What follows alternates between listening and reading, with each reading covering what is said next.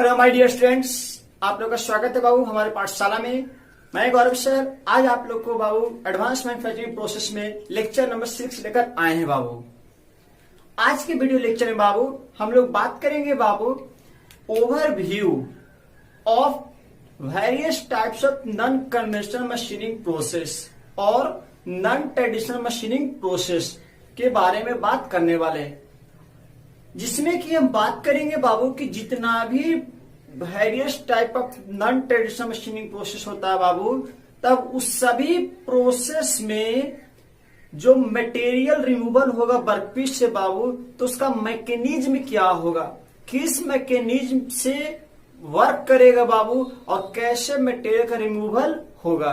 साथ साथ हम ये भी जानते हैं बाबू कि हमें मशीन टूल को एनर्जी प्रोवाइड करना होता है। ये जो various non traditional machining process है उसमें कौन सा एनर्जी सप्लाई करेंगे, और ये भी देखेंगे बाबू कि हमें वो जो एनर्जी प्रोवाइड करना है, जो देना है, वो कहां से मिलेगा।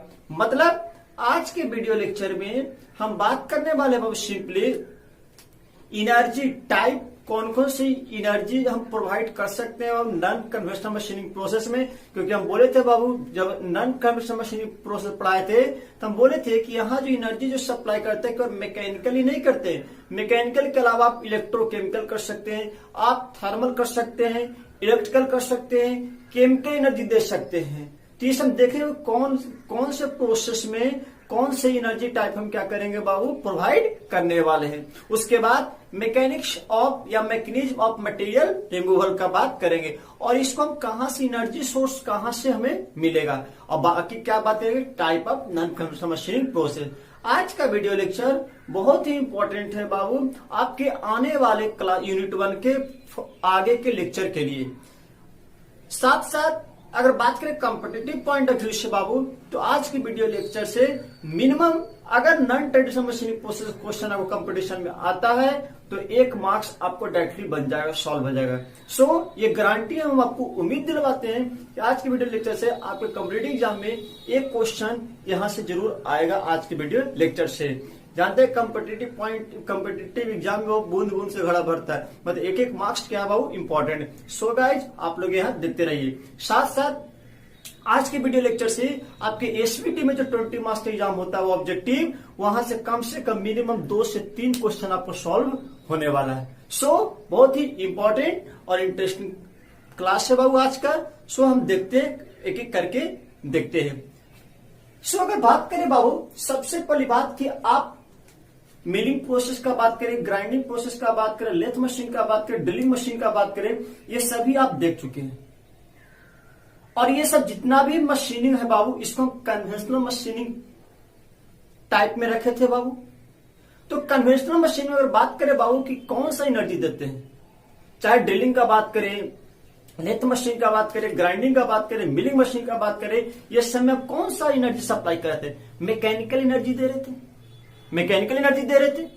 अच्छा, और एक बताइए कि जब कन्वेंशनल मशीनिंग प्रोसेस पढ़ा रहे थे बाबू, तो हम बोले थे कि किस मैकेनिज्म से मटेरियल का रिमूवल होता है बाबू, शियरिंग एक्शन। कौन सा एक्शन बाबू, शियरिंग एक्शन। कौन सा एक्शन, शियरिंग एक्शन के कारण होता है।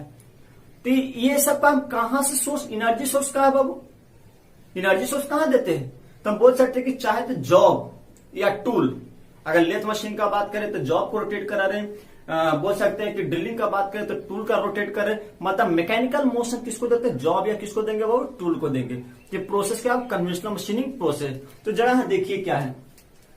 सबसे पहले energy type, first column, second mechanism of metal removal, third energy source, and fourth one क्या हो, प्रोसेस नेम। अगर प्रोसेस नेम का बात करें बाबू तो कन्वेंशनल मशीनिंग, जैसी वर्ड आपको कन्वेंशनल मशीनिंग अगर बोला जाए बाबू, तो कन्वेंशनल मशीनिंग प्रोसेस में आप ये सोचिए, सोचने पे विचार कीजिए कि हम कन्वेंशनल मशीनिंग प्रोसेस में कौन सा एनर्जी देते हैं। तो आप जानते हैं कि ऑलरेडी आप देख चुके मैकेनिकल एनर्जी, कौन सी एनर्जी बाबू, मैकेनिकल एनर्जी। मतलब एनर्जी टाइप क्या होगा बाबू, मैकेनिकल। क्या होगा, मैकेनिकल। उसके बाद मैकेनिज्म ऑफ मेटल रिमूवल, हम बोलते हैं शियरिंग एक्शन के कारण, तो mechanism of metal removal plastic shear. कौन सा एक्शन बाबू, प्लास्टिक शियरिंग एक्शन।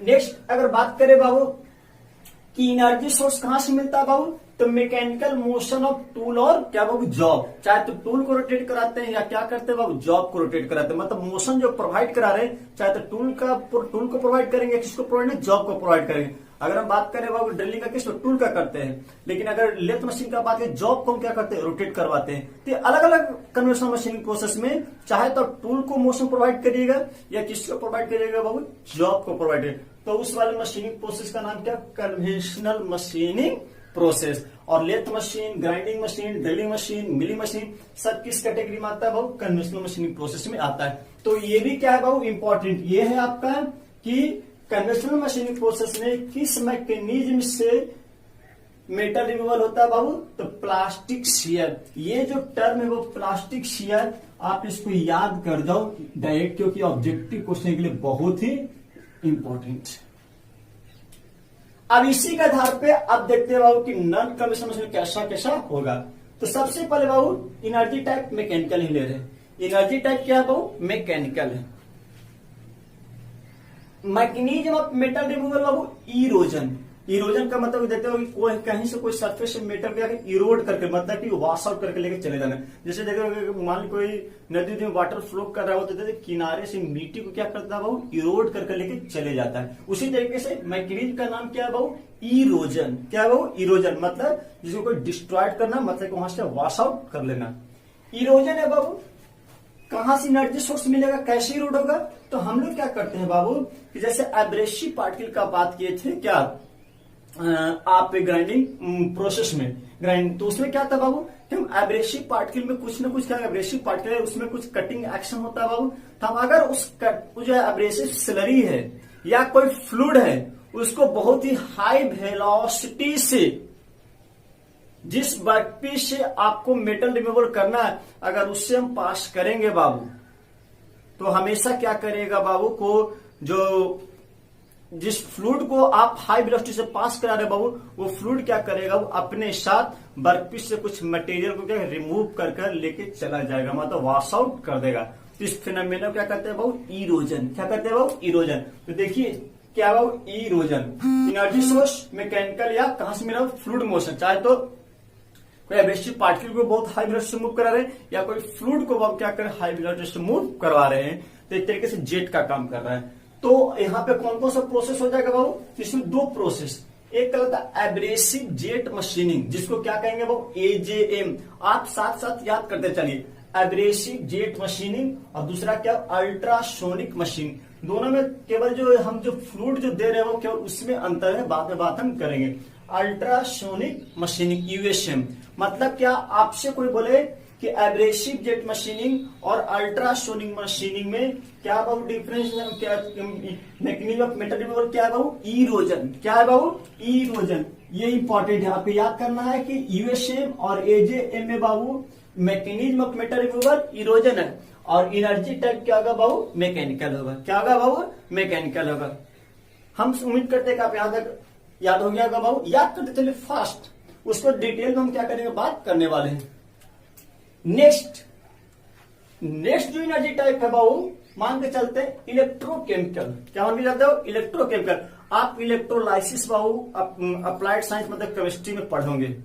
इलेक्ट्रोलाइसिस क्या है बाबू, वहां पर हम क्या करते हैं बाबू कि इलेक्ट्रोलाइट और इलेक्ट्रिक करंट को पास कराते हैं, वो इलेक्ट्रिक करंट मदद देते हैं, जिसमें केमिकल रिएक्शन होता है। मतलब क्या है कि इलेक्ट्रोकेमिकल में इलेक्ट्रिकल प्लस क्या हो, केमिकल, इलेक्ट्रिकल प्लस क्या हो, केमिकल रिएक्शन होगा।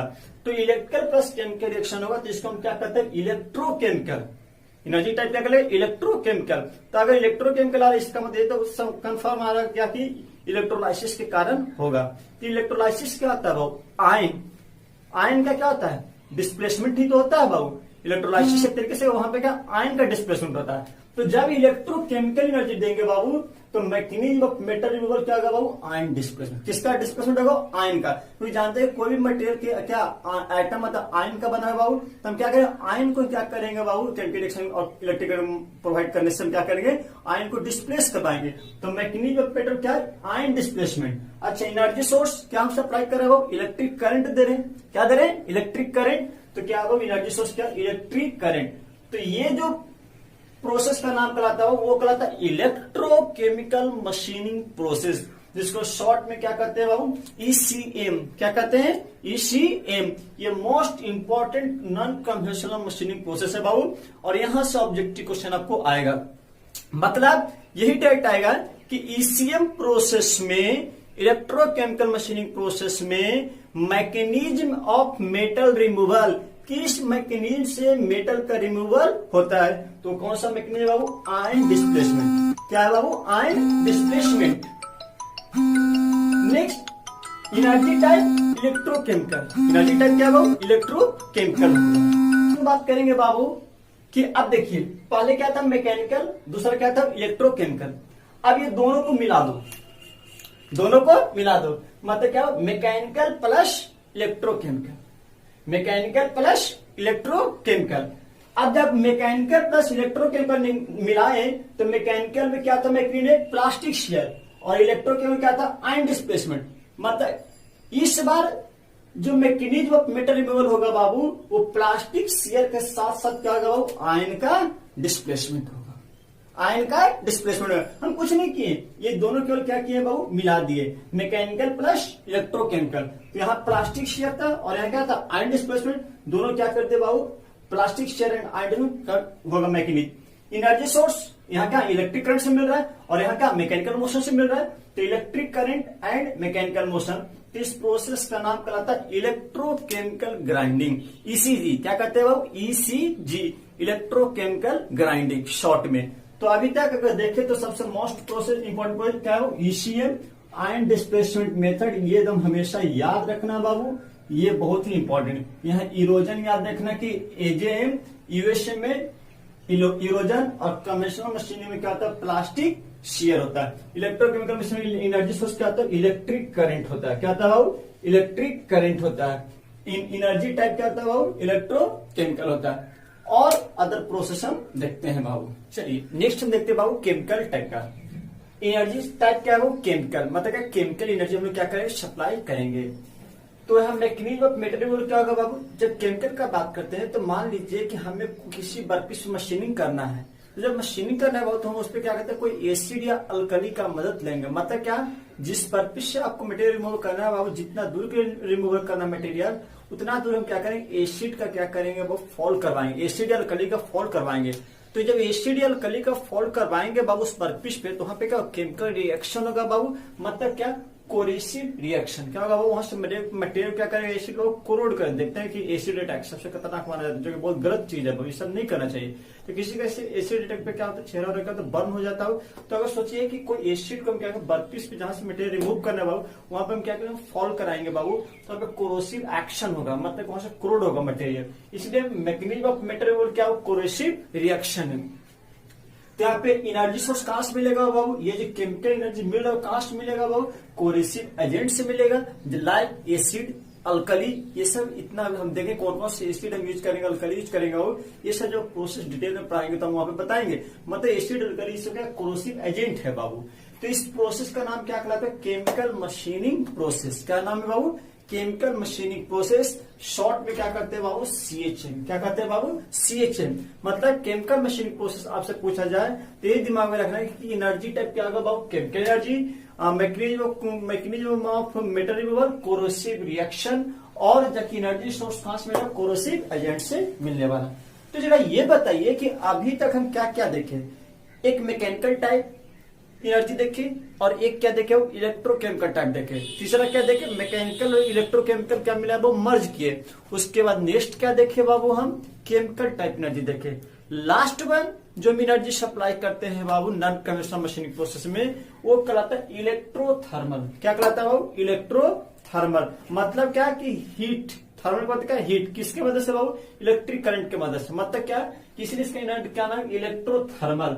तो इलेक्ट्रोथर्मल में क्या बात होगा बाबू, कि सबसे पहले बात करते हैं कि आप बताइए कि हमें जहां मशीनिंग करना है तो हम क्या करते हैं बाबू, कि इलेक्ट्रिक करंट पास करते हैं। इलेक्ट्रिक करंट पास करने से क्या होगा बाबू, कि वहां पे मान लीजिए कि उसको करंट को हम क्या करेंगे बाबू, ड्रॉप करवाएंगे। तो वहां पे हीट का जनरेट होगा, वो हीट जनरेट होगा। मतलब कि जिस पर्पस आपको करंट पास करवाए और आप चिंगारी प्रोड्यूस करवाइएगा, स्पार्क प्रोड्यूस करेगा, तो वहां का मटेरियल क्या फ्यूज करेगा, मतलब क्या मेल्ट करेगा। और उस अगर और वो जो करंट जो स्पार्क है वो उसका टेम्परेचर बहुत ही हाई रहेगा, तो वहां से मटेरियल वेपराइज कर जाएगा बाबू। मतलब क्या कि एक है बाबू type electric discharge machining, EDM, short में क्या कहते हैं बाबू, इलेक्ट्रिक डिस्चार्ज मशीनिंग।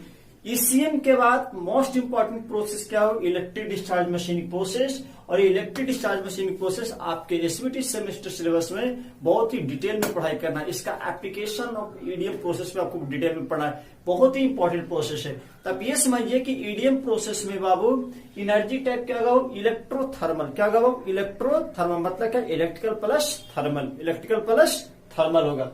इसमें जो मैकेनिज्म होता है बाबू, मेटल रिमूवल क्या होता है बाबू कि ईडीएम में मटेरियल मेल्ट करता है, फ्यूज करता है और फिर क्या हो जाता है बाबू, वेपराइज हो जाता है। मतलब फ्यूजन और वेपराइजेशन। कहां से एनर्जी सोर्स मिलेगा, इलेक्ट्रिक स्पार्क। क्या होता है बाबू, आप करंट पास चिंगारी प्रोड्यूस करवाते हैं, इलेक्ट्रिक स्पार्क। और उस चिंगारी का टेम्परेचर क्या होता है, बहुत ही हाई रहता है, जो कि वर्कपीस के मटेरियल क्या करता है बाबू, इजिली मेल्ट करा सकता है और वेपराइज करा सकता है। नेक्स्ट प्रोसेस पढ़ना है बाबू, EBM, electron beam machining process. Next electron beam machining process, तो नाम ही क्या है, इलेक्ट्रॉन बीम मशीनिंग प्रोसेस। मतलब क्या, इलेक्ट्रॉन्स का क्या करेंगे वो फ्लो करेंगे। मतलब क्या कि एक सीरीज में हाई रेडिएशन का इलेक्ट्रॉन क्या करेंगे वो पास करवाएंगे। तो मतलब क्या कि अब जो इलेक्ट्रॉन को हाई स्पीड पे जब पास कराएंगे बाबू, तो कोई एक गन होना चाहिए। तो इलेक्ट्रॉन गन होता है जो कि टंगस्टन का बना हुआ रहता है जनरली बाबू। तो टंगस्टन गन से हम इलेक्ट्रॉन गन से क्या करते हैं, हाई स्पीड से हम क्या करते हैं बाबू, इलेक्ट्रॉन्स को पास कराते हैं। और इलेक्ट्रॉन कहाँ पास करेंगे बाबू, जहां पे आपको मटेरियल से मशीनी मटेरियल रिमूव करना हो, जिस मेटल सरफेस से। तो मतलब क्या कि वहां भी क्या होगा, एनर्जी टाइप क्या होगा, ईबीएम में इलेक्ट्रोथर्मल ही होने वाला है।